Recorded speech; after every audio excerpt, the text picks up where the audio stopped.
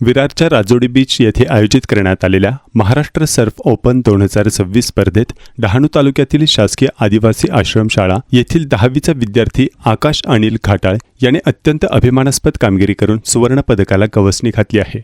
उत्कृष्ट संतुलन आणि अफाट कौशल्याच्या जोरावर समुद्रातील उंच लाटा आणि आव्हानात्मक परिस्थितीवर मात करत आकाशने सर्फिंग स्पर्धेत प्रथम क्रमांक पटकावून सुवर्ण यश मिळवले आहे।